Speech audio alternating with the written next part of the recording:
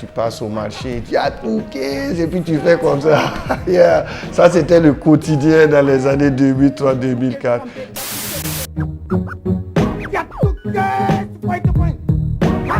Le hip-hop, ce n'est pas un refuge pour les voyous. Nous espérons que les enfants, en tout cas, ils vont ramener l'esprit du militantisme du ghetto. Mano Sniper, moi je suis dans l'immobilier aux États-Unis.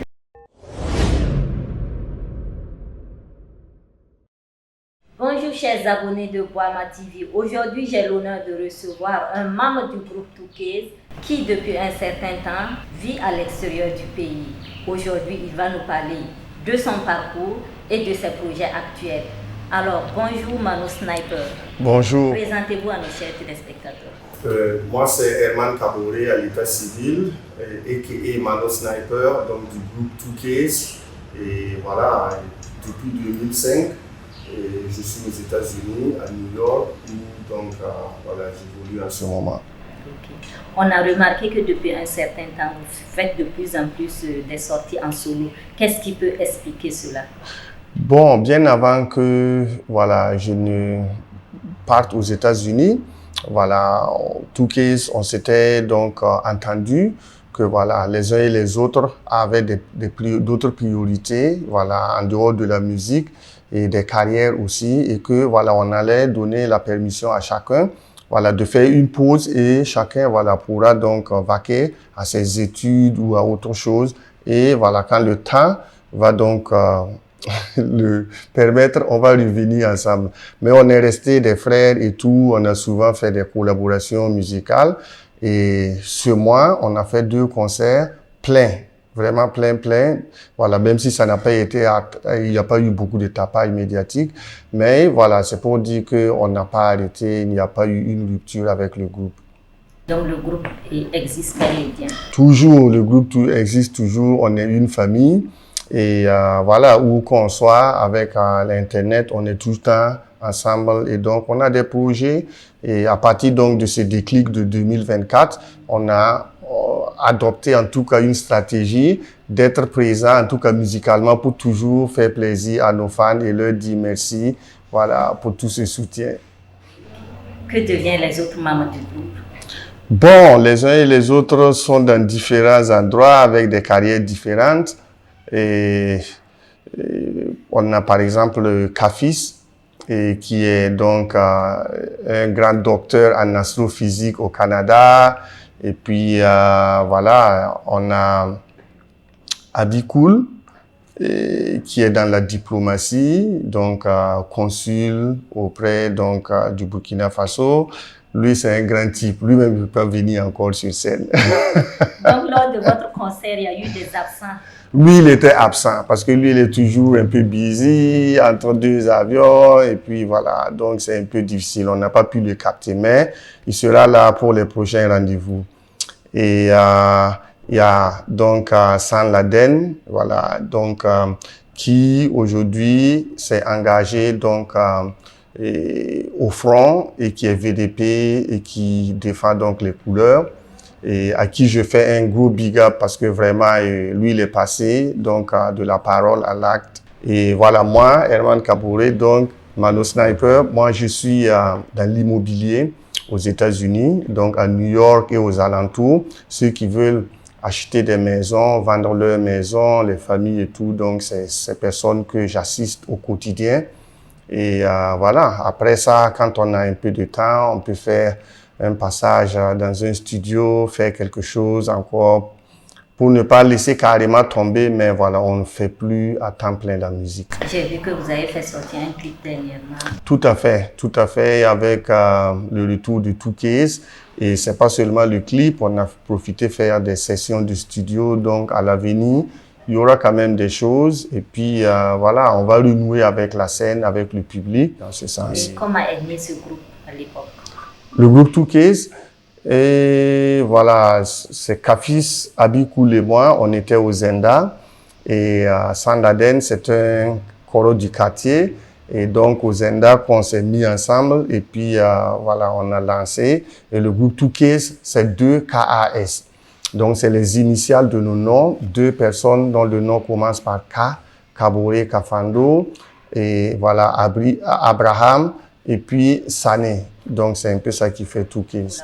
On peut espérer voir un clip de Toukéz, un nouveau son de Toukéz. Forcément, je vous ai dit qu'il y a des projets qui sont là, et on encourage aussi les autres groupes, voilà, qui ont fait quand même du succès et qui ont toujours des gens qui voudraient bien se rappeler, à revenir sur la scène, même si on ne va plus faire la musique comme, tu vois, activité principale, on peut toujours revenir, apporter de la force et puis faire revivre tous ces souvenirs-là. Donc, c'est un message que je lance donc à tous les autres groupes de rap. Il faut revenir, il faut montrer que le mouvement, c'est l'unité. Et puis, voilà, ensemble, on peut faire de grandes choses. Comment percevez-vous l'évolution du rap au Burkina Faso par rapport à votre époque?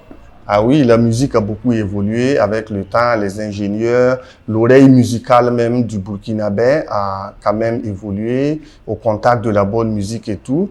Et donc, on peut dire que voilà, le combat qu'on a mené quand même porte du fruit, même si il y a toujours des choses qu'il faut parfaire, parce que nous les anciens, on misait sur en fait le message, parce qu'on pensait, on prenait le rap comme un véhicule pour pouvoir dénoncer certains tares et tout. Voilà, donc ce que peut-être les anciens reprochent à la nouvelle génération, et c'est de n'avoir pas gardé en fait ce militantisme et cet engagement pour changer radicalement la société. Sinon, aujourd'hui, c'est les rappeurs même qui sont les premiers acteurs dans leur lyrique même à bafouer tout ce pourquoi voilà, l'ancienne génération se battait. Mais voilà, il faut remarquer aussi que du point de vue technique, la nouvelle génération, la trappe et tout, il y a beaucoup d'évolution. Quand tu écoutes l'orchestration de l'instrumental, voilà, c'est vraiment très bien avec des pieds qui tapent très dur. Et le rappeur lui-même, il n'a plus à donner beaucoup de mots comme à notre époque. Il peut dire 2, 3 phrases, il laisse l'ingénieur et voilà, le gars faire un retour avec les instruments et puis lui dit encore la même chose, et puis ça finit, il revient. Donc, c'est un peu un style différent, mais tout ça, c'est le hip-hop, c'est l'évolution. Il faut accepter la réalité et nous espérons que les enfants, en tout cas, ils vont ramener l'esprit du militantisme, voilà, du ghetto. Est-ce qu'il y a parmi la jeune génération, y a-t-il des artistes particulièrement que vous suivez? Oui, bien sûr. J'écoute beaucoup Amzi, j'écoute Kayawoto, j'écoute la jeune génération, Frankie FP, tu vois, tous ces gars, c'est des jeunes, voilà, on s'approche et puis voilà, on essaye, en tout cas, de se donner la force et puis voilà, tranquille, quoi. Sinon, ils sont pas mal, qui sont vraiment très bons. Yeah. On va revenir encore sur le groupe Toukéz. Pouvez-vous nous raconter vos beaux souvenirs à l'époque du groupe Toukéz? À l'époque du groupe Toukéz, il y a pas mal d'anecdotes. Il y a pas mal d'anecdotes. Parce qu'on était allé à Kaya pour jouer. Et voilà, et un du staff voilà, se noyait. Et comme moi, j'ai appris à nager au barrage à Tangela, donc je suis rentré et puis voilà, il est tiré, sauvé. Voilà, deuxième anecdote, je me souviens, si ce n'est en 2003, c'était en 2004, où j'ai dû avoir 1-0. Et pas un devoir, à un examen, à la licence, ou bien c'est en année de maîtrise, oui, à l'examen. Parce que on devait jouer à Fada, et une fois qu'on a joué, il n'y avait pas de car pour venir. Maintenant, de beaux souvenirs, ça c'est le plus... Et il y a beaucoup de très beaux souvenirs, le concert de Toukéz au Sénazar, et avec le soutien de notre grand frère Charlie, et puis tous les gars de Sanili qui s'installaient et qui nous ont quand même fait confiance, et on a essayé de faire quelque chose. Ça, c'est de très beaux souvenirs. Les concerts de rap avec Gérard Kouala, Craven Aflo, et voilà, et les sessions de musique à Bazon. Et puis les gars, tu passes au marché, il y a Toukéz, et puis tu fais comme ça. Yeah. Ça, c'était le quotidien dans les années 2003-2004. C'était vraiment voilà, une expérience inédite. Et on peut continuer toute une journée à raconter tout ça. Oui. quand on se clashait dans les coulisses, on veut sortir, montrer à ces rappeurs-là qu'on est les meilleurs. Donc dans les coulisses, ah oui, dans les coulisses là même, on marque le territoire et puis on est tranquille. Quand on sort là, c'est pour déchirer, mettre le feu. Ouais, je me souviens un peu aussi quand même. Ah, ouais. Nous allons revenir sur le clip Toukéz à l'époque. C'était dans les années 2000, je pense. 2002. Oui. Comment s'est passé le tournage de ce clip? C'est Abazon qui a produit le clip. Donc, on a organisé le scénario. Chacun a un peu écrit ce qu'il espérait en tout cas faire dans le clip et tout. Et puis, on a soumis et on a vu ce qui était réalisable, ce qui ne l'était pas, parce qu'il y en a qui avaient dit qu'ils voulaient descendre d'un avion et puis les paparazzis se bousculent. Oui! Donc, il y avait des... Ça, c'est le scénario. Donc, on a vu ce qui était réalisable et puis voilà, on a gardé ça. On a attrapé les Watt, big up à l'homme Watt. Depuis le Nelson en son temps, il a mobilisé et les filles, les jolies filles, voilà. Dans la piscine. Ah, tu as vu, non? Donc, c'était ça. Et puis, en boîte aussi. Et puis, les gars qui sont venus avec des motos nous suivent. Et puis, il y a la maison ECAF et Sanili qui avaient donc mis à notre disposition les motos. Donc, voilà, le clip s'est bien déroulé. On a tourné une partie à Ouaga.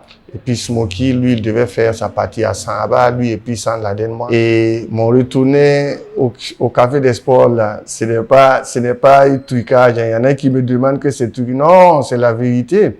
Et c'est peut-être parce que la mise en scène n'a pas répondu à l'objectif. Sinon, l'idée, c'est que j'ai entendu que, voilà, il y a quelqu'un qui est avec Mago dans le coin. Et puis moi, j'arrive énervé. Quand je lui ai jeté une clé pour, et au moment où il attrape la clé, moi, je lui ai fait le retour. Et donc, on a synchronisé, mais la caméra n'a pas pu tout montrer. Mais c'était à l'époque, voilà. Mais c'était comme ça. Mais on n'a pas repris plusieurs fois. Donc, c'était vraiment tranquille. Donc, mais moi, je n'étais pas d'accord avec l'arme pointée sur moi. C'était à contre que c'est Smoke qui veut trop de trucs là, hardcore. C'est lui qui a dit de mettre l'arme. J'ai dit, ah! Voilà, et en passant, je mets un big up à Bernard qui tenait l'arme justement, qui nous a quittés il y a quelques années. Et voilà, que son âme repose en paix. Bernard Kaboré. Mais voilà un peu comment ça s'est passé. Et puis, de là-bas, on est allé en haut du Jimmy, il y avait une boîte, on a tourné une partie là-bas où le DJ fait scratch et puis Smokey et jouait au truc. Mais j'ai oublié le nom de ces coins-là, sur la Kwame. Bon, c'est le son qui nous a révélé et puis jusque-là qui a vraiment tenu. Et voilà, comptons le temps et voilà, ça a été un hit.